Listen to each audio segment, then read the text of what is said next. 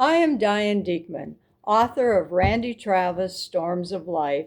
I've been working on this biography for 6 years and am proud to announce its publication.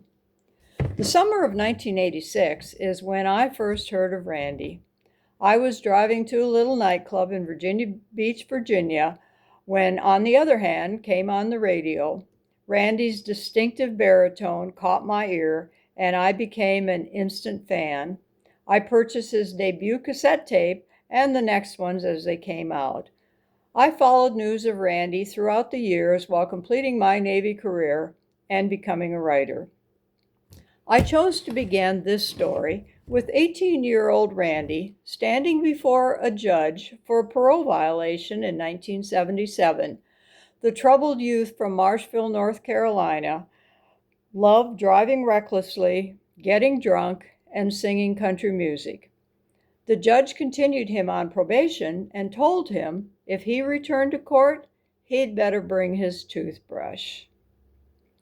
Nightclub owner Elizabeth Hatcher, his employer and future wife, was in the courtroom that day.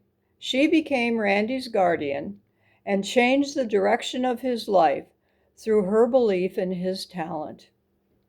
They moved to Nashville in 1982 to pursue the dream of a country music career. By 1990, Randy Travis was the top-grossing country music concert artist in the nation. Over the next 2 decades, he continued touring and recording. He considered it the greatest thing he'd ever experienced to walk onto a stage and entertain a crowd.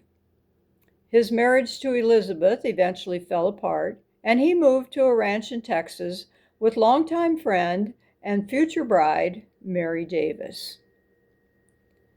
They were loading the bus in July 2013 in preparation for a Canadian tour when Randy started having trouble breathing. Mary took him to an emergency clinic. They walked into the clinic together, but Randy never walked out. While he was in the emergency room, his heart stopped beating. Doctors resuscitated him and placed him in an induced coma. The diagnosis was viral cardiomyopathy. As they brought him out of the coma after 72 hours, they discovered he had suffered a massive stroke. The next 5 months were spent in the hospital, followed by years of rehab. To this day, Randy has limited ability to speak or walk. During his 2016 induction into the Country Music Hall of Fame, he stunned the audience by carefully singing Amazing Grace.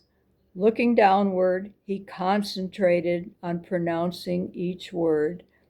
Then he handed the microphone to Mary and smiled as the room erupted in a cheering standing ovation. This book concludes with Randy's current activities in the music industry. He stays busy. To learn about my other books, I invite you to visit my website at dianediekman.com, Dianediekman.com. If you would like to subscribe to my free email newsletter, send a note to Diane at dianediekman.com. Thank you for listening, and I hope you enjoy Randy Travis' Storms of Life.